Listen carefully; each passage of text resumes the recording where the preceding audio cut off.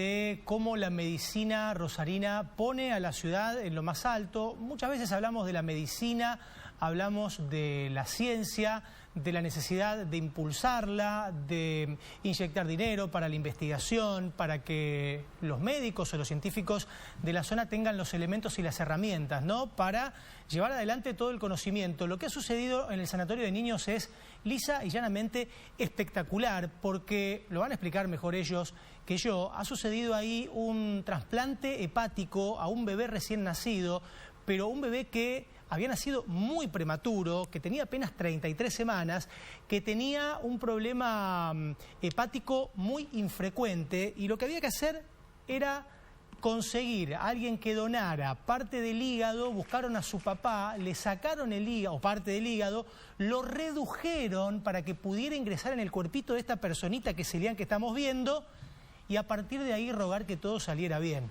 No es solo rogar, ¿no? Tiene que ver con la pericia, con el conocimiento, con el desarrollo, con la valentía de este grupo de médicos. Y nosotros vamos a saludar a uno de ellos que está con el resto del equipo, es Lisandro Vitetti, que es cirujano del Sanatorio de Niños. Lisandro, espero haber hecho una presentación acorde, no haber dicho una animalada, porque así como lo leí me parece muy difícil de hacer. Imagino que vos lo vas a explicar mejor. ¿Cómo estás? Buenas noches. ¿Cómo estás? Buenas noches. No, fue un poco como lo contaste. La única corrección, acá está una parte mínima del equipo. Estoy con el doctor Viagiola, otro de los cirujanos, el doctor Costaguta, ahí se ve bien, es hepatólogo del Sanatorio de Niños. Y bueno, nada, un poco como lo contaste, un desafío enorme en un niño que nace prematuro. Y bueno, ahí se contacta con el doctor Costaguta, que él te va a poder contar un poquito mejor cómo fue la seguidilla, y les paso con él. Dale, ¿cómo anda, doctor? Buenas noches. Primero, ¿podría contarnos puntualmente cuál es la afección que tenía Elian, que es infrecuente, ¿no?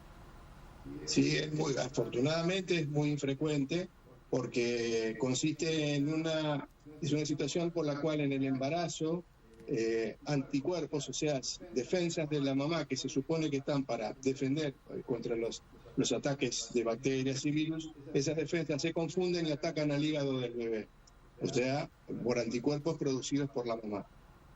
Y al atacar ese hígado lo dañan de tal manera que cuando el bebé nace ya hay un daño irreversible en el hígado, no hay posibilidad de recuperarse, o son remotas, son muy escasas, y entonces ese es cuando uno tiene que pensar en la posibilidad de un trasplante, que es la única opción que queda.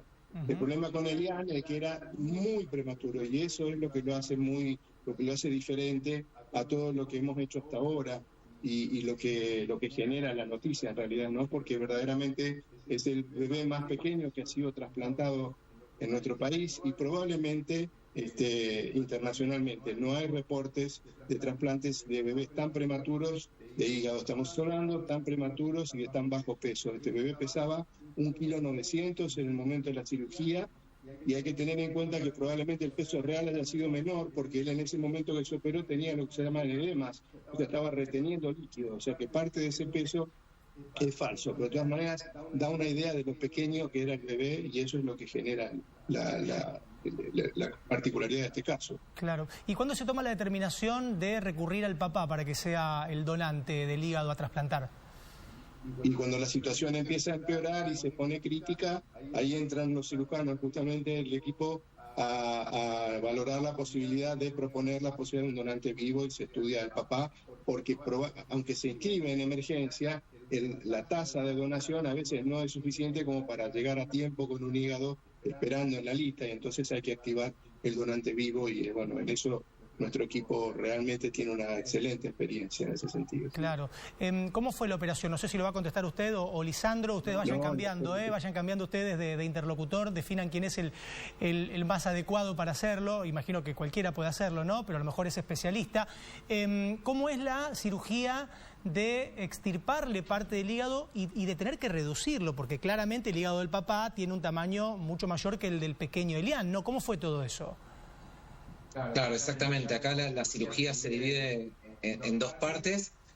En paralelo, un equipo empieza la cirugía del padre, otro equipo empieza la cirugía de Elian. eso se va coordinando hasta que en un punto se saca el órgano del padre y empieza la otra cirugía que implica la hiperreducción del órgano. Es decir, nosotros ya habíamos entrado al quirófano con el padre estudiado y mapeado, por decirlo de alguna manera, la anatomía, y después ya con el hígado fuera del padre empezamos una nueva cirugía que implicaba cortar el hígado, reducirlo y respetar la anatomía, de manera que eso fuera una unidad funcional al hígado. Claro. Entonces, bueno, esa fue otra cirugía, y una vez que tuvimos eso resuelto, que eso llevó un tiempo largo y se hicieron angiografías, colangiografías durante toda esta cirugía, de banco que se llama, y después empezó el implante en el IAM. Claro. ¿Y qué qué tan parecido morfológicamente queda, ¿no? Porque esa es una pregunta. Ustedes dicen hiperreducirlo, tratar de copiar, digamos, ¿tiene que ser exactamente igual? No, morfológicamente no se parece nada a un hígado, por decirlo de alguna manera. Pero lo que queda es funcional, es decir, preservamos arterias, venas y conductos biliares de manera que el hígado sea funcional, que eso es lo importante más que la forma. Claro. Y acá, bueno, el doctor Viagiola fue otro de los cirujanos intervinientes. Allí después se genera otro desafío, que fue hacer lo que el hígado, o sea, lo que necesitaba el IAN era muy, muy, muy poquito, de un volumen muy chiquitito, y a pesar de la hiperreducción el volumen siguió siendo mayor. Entonces después fue que hacer toda una remodelación en el IAM para poder acomodarle el hígado. Ahí estuvo ya la parte de cirugía pediátrica y cirugía plástica y reparadora del Sanatorio de Niños en todo este tiempo encargándose de todo eso. Y bueno, y incontables servicios de terapia intensiva, kinesiología, diagnóstico por imágenes, enfermería, un montón de gente atrás del IAN buscando ya terminar de acomodar lo que se había hecho en un primer momento en la cirugía. Claro. Para que se entienda, Pablo, chiquito es como la técnica a nivel internacional, le decimos tipo brownie. Para que imagines una porción de brownie chiquita que a veces cortamos, y es más pequeño de lo habitual. O sea, morfológicamente, para que uno transmita al llano, sería algo parecido a eso, morfológicamente, pero adaptado obviamente a lo que necesita el IAN, que era mucho más chiquito.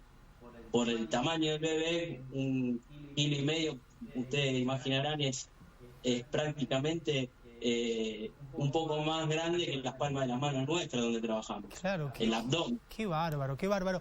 Yo voy a hacer una pregunta que seguramente se están haciendo en casa, a lo mejor a ustedes les resulta obvia la respuesta, pero claramente ahora es un hígado acorde al cuerpito del IAN. Pero ¿y ese hígado qué pasa con el paso del tiempo? ¿Va creciendo?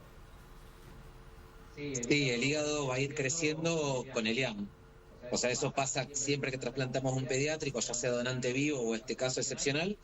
O sea, a medida que el receptor va creciendo, todo el estímulo y todas las hormonas que hacen crecer a la persona también actúan sobre el hígado implantado y va creciendo acorde y acompañando al paciente.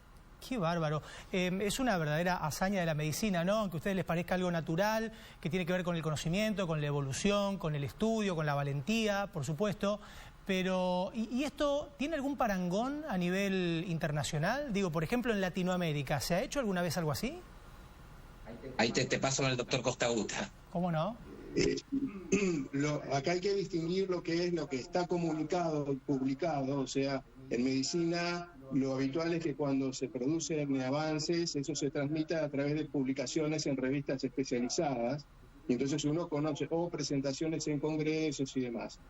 Desde el punto de vista informativo, hasta donde nosotros hemos podido averiguar, nunca se ha producido un trasplante hepático en un bebé por debajo de los 2 kilos.